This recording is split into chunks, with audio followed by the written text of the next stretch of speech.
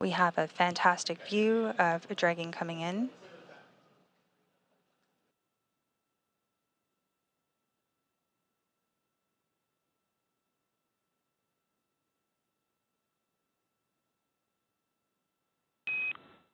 Dragon SpaceX late call, depart burn 0 was nominal.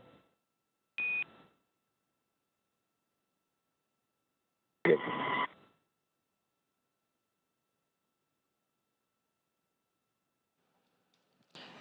Perfect, and we've just received confirmation of the nominal burn that just took place. It's a very short burn using the service section of the Draco thrusters to break some stiction from Dragon and the International Space Station.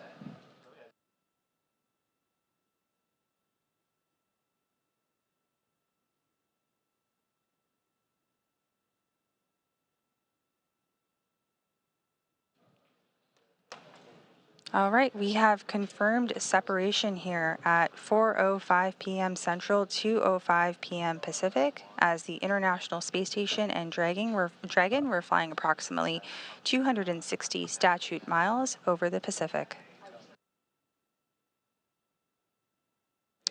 That means that Matt, Mike, Jeannette, and Alexander had completed their journey aboard the International Space Station, wrapping up over 230 days on the orbital outpost as they splashed down off the coast of Florida early Friday morning.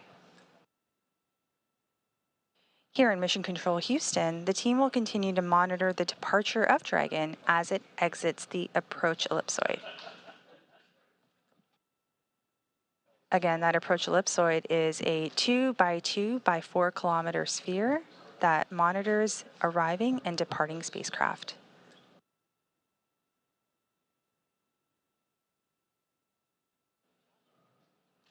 As we continue to monitor here jointly, on the right side of your screen, nominal, you will see... And Dragon, at this time, your go to DOF suits in 4.012. And I've got another reminder here that the big loop will be deactivated following Dragon's exit from the approach ellipsoid. Copies go for 4.01.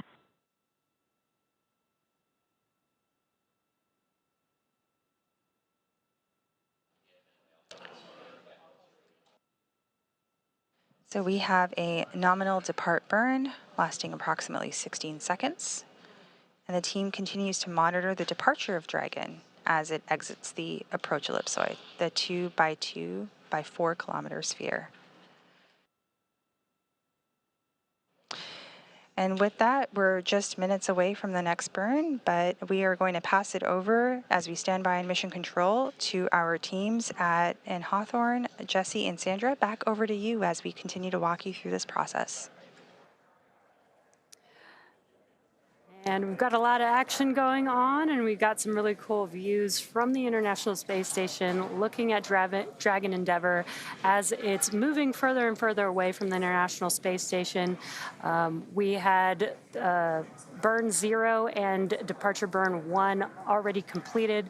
That departure burn 1 is creating more and more distance between the International Space Station and Dragon, and allowing Dragon to exit that keep-out sphere, as Nilüfer mentioned.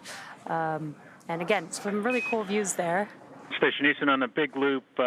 Endeavour's exited the keep-out sphere. Break for Endeavour. Godspeed. We'll see you all in just a little bit. Neil.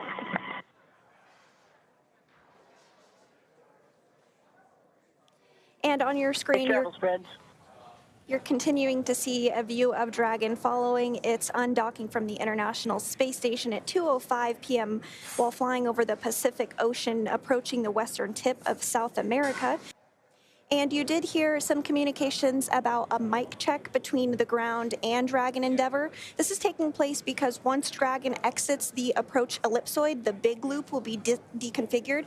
The big loop is that integrated loop between Mission Control Houston, Mission Control Hawthorne, the International Space Station, and Crew Dragon Endeavour. But now that Dragon has departed the International Space Station, all those folks don't need to be in the same comms loop anymore, so they're working to deconfigure that as soon as we get out of the approach ellipsoid. So just working through some of those steps a little bit, as you heard.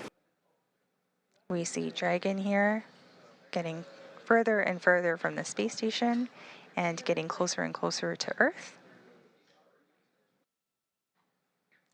And with that, we've received confirmation that we've just exited the approach ellipsoid. Crew 8, Dragon, are on their way home. And with that, Crew 8 has officially departed the International Space Station. It will take them about 34 hours until they make their way back down home to Earth. The crew is currently doffing or removing their spacesuits to settle in for the ride home, and Dragon is targeted to splash down off the coast of Florida at 3:29 a.m. Eastern Time or 12:29 a.m. Pacific Time on Friday, October 25th, followed by the crew getting picked up at sea by a SpaceX recovery vessel. As they rest up, our teams here will continue to keep an eye on the weather to ensure a safe return for Dragon and our Crew 8 astronauts.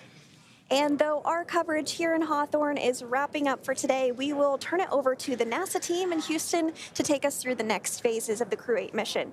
Our friends at the Johnson Space Center will provide continuous live audio-only coverage along Crew 8's journey home until we rejoin.